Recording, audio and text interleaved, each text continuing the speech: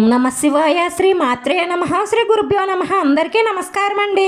ప్రతిరోజు రాశి ఫలాలు తెలుసుకోవడానికి ఇంకా మన ఛానల్ సబ్స్క్రైబ్ చేసుకోకపోతే ప్లీజ్ సబ్స్క్రైబ్ చేసుకోండి. లైక్ చేసి మీ పూర్తి సపోర్టు మన శివోహం ఛానల్కి ఇవ్వండి. అప్పటి నుంచి రాబోయే 3 నెలలు లోపు ఈ ముగ్గురులో ఎవరో ఒకరు మిమ్మల్ని ముంచేస్తారు. గోచార్య రీత్యా మేషరాశి వారు ఎటువంటి శుభ అశుభ ఫలితాలను పొందుతారో తెలుసుకోవడానికి మన ఈ వీడియోని మిస్ అవ్వకుండా చివరి వరకు చూడండి. ఈ రాశి వారికి ఈ నెలలో 3 వ్యక్తుల వల్ల పెను ప్రమాదం పొంచి ఉంది. ఆ 3 వ్యక్తులు ఎవరో, వారి వల్ల వచ్చే ప్రమాదం ఏమిటో, వాటి నుంచి మీరు ఎలా తప్పించుకోవాలో మన ఈ వీడియోలో వివరంగా చూద్దామండి.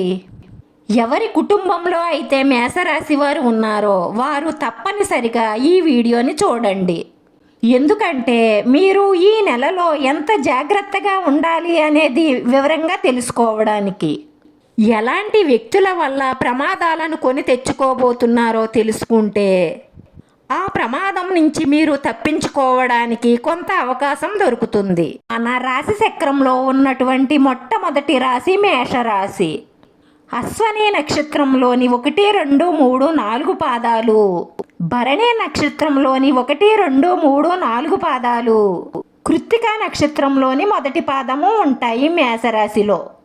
మేషరాశికి అధిపతి కుజుడు. కుజుడుని మంగళుడు అని కూడా అంటారు. ఈ రాశిలో పుట్టిన వారికి 1 నెల సాధారణమైన ఫలితాలనే ఇస్తుంది. అత్యద్భుతమైన ఫలితాలైతే రావు. మీరు ఎంత కష్టపడినా దాని యొక్క ఫలితము విజయము సాధారణంగానే ఉంటాయి. పెండింగ్లో ఉన్న పనులు పూర్తి చేసుకోవడంలోనూ, గతం నుంచి మీకున్నటువంటి కొన్ని కోరికలని నెరవేర్చుకోవడంలోనూ ఈ నెలలో మీకు బాగా కలిసి వస్తుంది.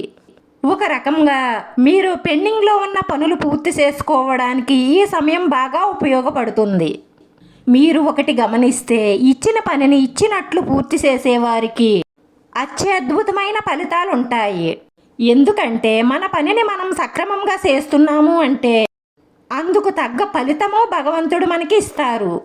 కాకపోతే గతంలో మీ రాశి యొక్క స్థితిగతులను ఆధారంగా చేసుకుంటే అనేకమైన పనిని మీరు పెండింగ్లో ఉంచేసుంటారు.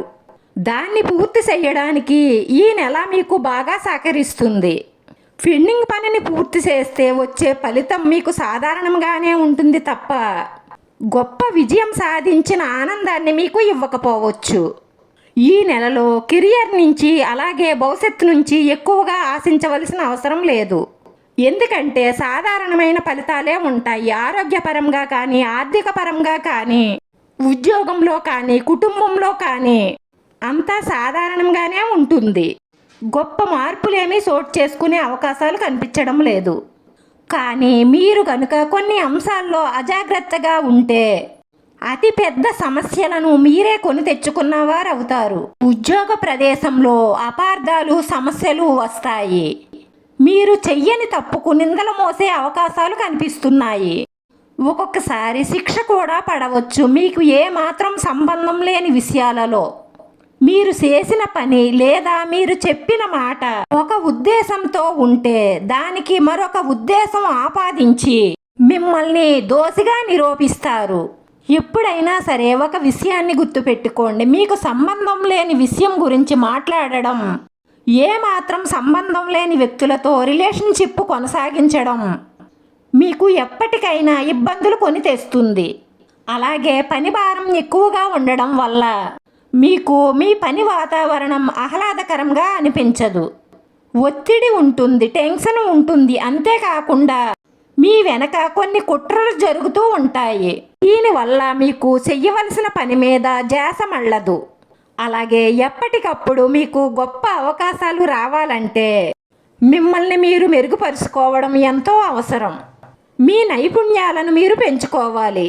మీకున్నటువంటి నాలెడ్జ్ని పూర్తి స్థాయిలో వినియోగించుకోగలగాలి. అప్పుడే ఉద్యోగ రంగంలో మీరు అనుకున్న స్థాయికి అనుకున్నటువంటి ఫలితాలను పొందగలుగుతారు. ఆర్థిక పరంగా చూసుకున్నట్లయితే ఈ రాశి వారికి ఈ నెలలో ఖర్చులు బాగా ఎక్కువ అవుతాయి. అదనపు ఖర్చులు ఎక్కువ కావడం వల్ల ఆర్థిక భారం మీ మీద పడుతుంది. ఇందుకోసం మీరు ఖర్చులను అదుపులో ఉంచుకోగలిగితే మీకెంతో మేలు కలుగుతుంది. ఎప్పుడూ కూడా ఖర్చులను అదుపులో ఉంచుకుని పొదుపు మంత్రాన్ని పాటించాలంటే ఒక్కటే సూత్రం. మీరు ఏదైనా ఖర్చు పెట్టాలి అనుకున్నప్పుడు 4 రకాల విభాగాలను చేసుకోవలసి ఉంటుంది. ఆ ఖర్చు అవసరమా, అత్యవసరమా, లేకపోతే ఈ ఖర్చు పెట్టకపోయినా ఈ నెలలో ఏ సమస్య రాదా, అసలు ఇప్పుడు ఈ ఖర్చు పెట్టవలసిన అవసరమే లేదు అనుకునేవి కొన్నుంటాయి. అత్యవసరమైనవి, అవసరమైనవి మాత్రమే ఈ నెలలో ఖర్చు చేస్తూ విలాసాలకు వెళ్లకుండా అనవసరం ఖర్చులు చెయ్యకుండా ఉంటే భవిష్యత్తులో రాబోయే ఆర్థిక పరిస్థితులను మీరు ఎదుర్కోగలుగుతారు. మీ ఇంట్లో కుటుంబ సభ్యుల ప్రోత్సాహం మీకు బాగానే ఉంటుంది. ఉద్యోగంలో, వ్యాపారంలో ఎక్కువ సమయాన్ని గడపడం ద్వారా కుటుంబానికి తక్కువ సమయాన్ని ఇస్తున్నామన్న భావన మీలో ఉంటుంది. దాని నుంచి మీరు బయటపడాలి అంటే, కుటుంబంలో మానసిక సంతృప్తి మీకు కలగాలి అంటే ఎక్కువ సమయాన్ని వీలైనంత వరకు మీ కుటుంబ సభ్యులతో గడపండి. అలాగే పిల్లల చదువు పట్ల, వారు చేస్తున్నటువంటి కార్యకలాపాల పట్ల ధ్యాస ఉంచడం వల్ల మీరు సమస్యల వలయంలో పడకుండా ఉంటారు. ఎందుకంటే మీకు ఈ నెలలో 3 రకాల వ్యక్తుల ద్వారా సమస్యలు వచ్చే అవకాశాలు ఉన్నాయి.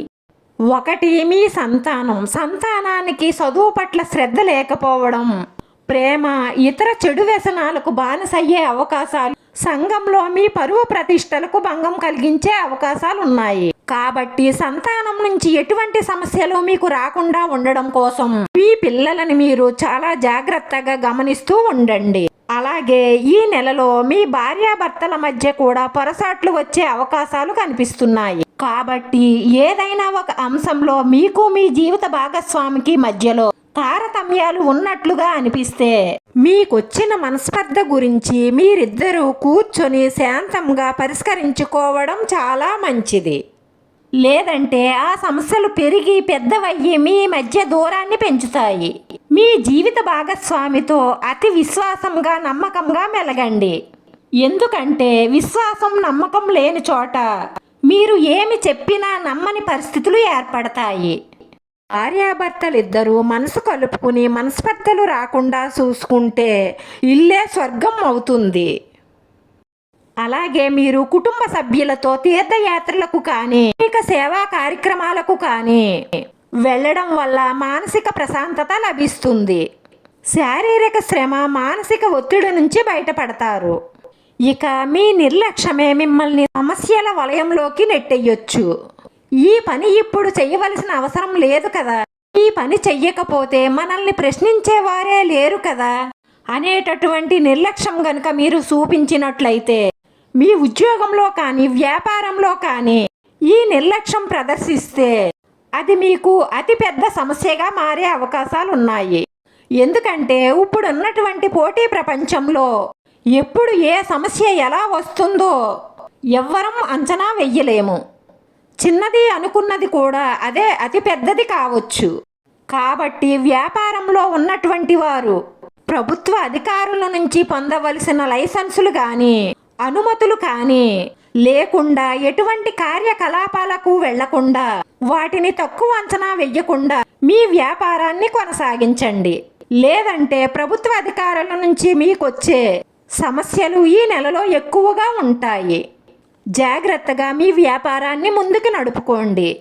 ఈ 3 రకాల సమస్యల నుండి బయటపడడానికి ఆ పరమేశ్వరుడికి అభిషేకం చేయించడం, లేదంటే మనస్ఫూర్తిగా పరమేశ్వరుణ్ణి ధ్యానించడం వల్ల మీకు మంచి జరుగుతుంది. మీకు వీలున్నప్పుడల్లా దత్తాత్రేయ దర్శనం చేసుకోండి. అలాగే శనీశ్వరుడికి తైలాభిషేకం చేయించడం వల్ల మీకేమైనా చెడ్డలుంటే అవి కూడా పోతాయి. ఎల్లప్పుడూ మనసులో శివ పంచాక్షరి మంత్రం జపించడం వల్ల మనసులో ఉన్న మంచి సంకల్పాలన్నీ నెరవేరుతాయి. అలాగే మానసిక ప్రశాంతత లభిస్తుంది. వీడియో నచ్చితే లైక్ చేయండి. మీ లైక్ మాకు ఎంతో విలువైంది. మీరు లైక్ చేయడం వల్ల ఈ వీడియో కొంతమందికి చేరుతుంది. మన శివోహం ఛానల్ని ఆదరించండి. అందరికీ ధన్యవాదాలండి. ఓం నమః శివాయ.